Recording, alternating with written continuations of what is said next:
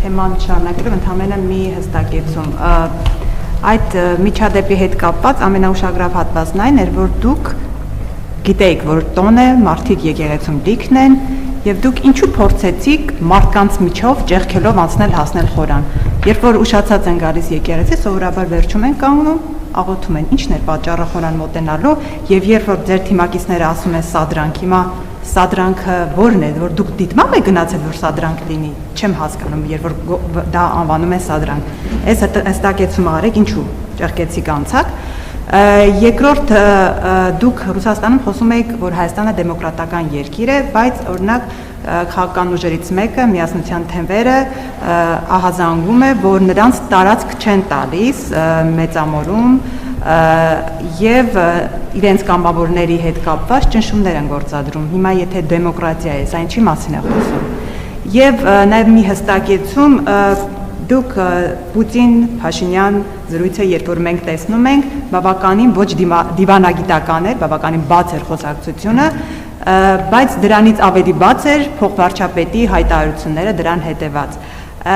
Բավականին սպառնալիք էր նաև Հայաստանի ներկայացված երկաթուղու հետ կապված, ասում է, եթե դուք կոնսենսիոն կառավարումը վերցնելու մասին եք խոսում, մեզ ինչու եք հրավիրում օրինակ այդ երկու հատվածները վերանորոգելու համար։ Թրիփի հետ կապված նրանք ասում են, ինչպես է ստացվում թրիփը, եթե խնդիրներ է ստեղծում, բեռներ չեն կարող ռուսական չինականացնել, այդ դեպքում մեր տնտեսական շահը որտեղ է, եւ այսպես շարունակ։ Այդ խոսակցությունը արդյոք այդ աշճանի կոշտությամբ է անցել եւ արդյոք այս հարցերի հետ կապված իսկապես որևէ համաձայնության չեն եկել կամ այս օվերչուկե հայտարարությունները հանդիպումից հետո ինչի մասին են խոսում։ Ես այդ հայտարարությունների մեջ ոչ մի սպառնալիք չեմ տեսնում եւ մեր ասածների մեջ էլ ոչ մի սպառնալիք չկա։ Դա նորմալ աշխատանքային գործընթաց է, որտեղ կողմերը ներկայացնում են իրենց դիրքորոշումները։ Ես էլ եմ ասում, այդ համարվում եմ շատ հաջողված, որտեղ բոլոր ուղղություններով մենք ձեռք ենք բերել կոնկրետ պայմանավորվածություններ եւ մեր երկկողմ հարաբերությունների զարգացման հերթական փուլն է, որ բնականում զարգանում է։ Ինչ վերաբերում է եկեղեցուն, ես երբ որ այդ ամենը ուղիղ եթերում ա եղել, ես երբ որ հասել եմ եկեղեցի, մուտքի մոտ հերթ եմ կանգնել, մարդիկ դուրս էին գալիս մի մասը մտնում էին, սպասել եմ դուրս եկողները դուրս են եկել, ես ներս եմ մտել, այսինքն անընդհատ մարդիկ դուրս էին գալիս եւ ներս էին մտնում։ Այն մարդիկ որ ես գնացել եմ ինձնից առաջ կանգնած էին, իրանք ներս մտան, եկավ ներս մտնելու իմ հերթը, ես էլ ներս մտա, այսինքն ինչու պիտի եկեղեցի ներս չմտնեմ։ Դա իսկ կներեք ինչու պիտի խորան չգնամ։ Այսինքն այդ որտեղ է ասված, որ ես պետքա խորան չգնամ։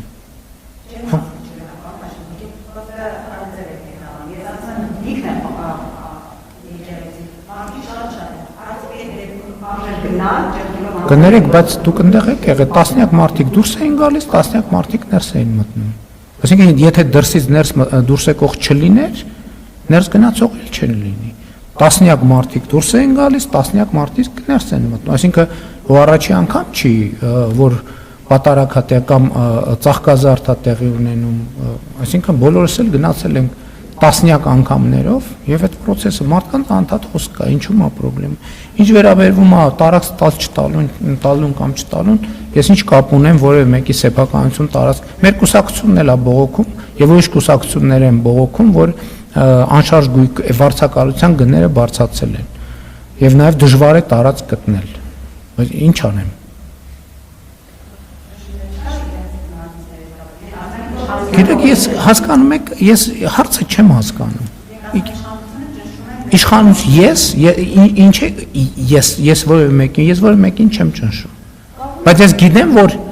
գիտեմ, որ մեր կուսակցությունն էլ է բողոքում, որ տարածքների հետ կապված խնդիր կա, որտեղ գները բարձրացել են եւ